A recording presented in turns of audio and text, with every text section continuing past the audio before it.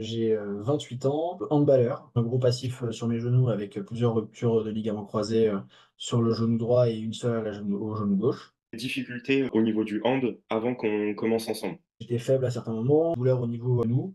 On s'est rendu compte ensemble que j'avais de vraies faiblesses, notamment au niveau de la hanche, que aussi j'avais des faiblesses au niveau du pied, qui étaient des choses que je n'avais pas vraiment travaillées auparavant, et aussi au niveau des ischios, où vraiment pour le coup, quand on a commencé à travailler ensemble, j'étais vraiment très très faible. Quels sont les résultats physiques et émotionnels que tu as eu avec, mon accompagnement? Je me sens plus fort qu'avant. Je me sens, beaucoup mieux. En terrain de handball, je me sens beaucoup plus, fort, beaucoup plus gainé et plus réactif. Un genou gauche sur lequel je me sens totalement à l'aise, avec une flexion complète, ce qui n'a pas été le cas sur ma première éducation, rester tout le temps à glacer et tout le temps de rester en mouvement, de faire pas mal d'isométrie et cetera. Ce sont des choses que je n'avais pas forcément, faites. L'amélioration physique, hein, point de vue, visuel, aussi en termes, de performance.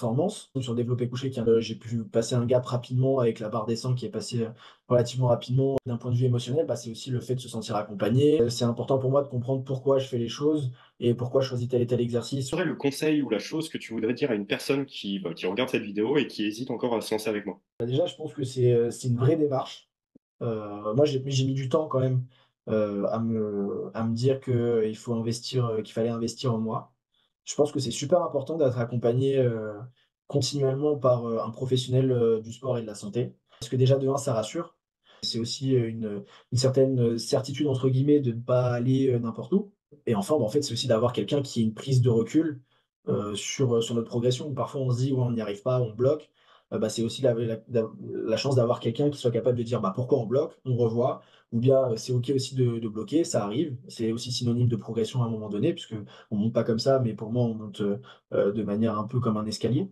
Et aussi d'avoir quelqu'un qui est capable aussi de rassurer en disant: regardons, si vraiment tu arrives pas à progresser, regarde, tu as réussi à faire ça, ça et ça, avant tu y arrivais pas».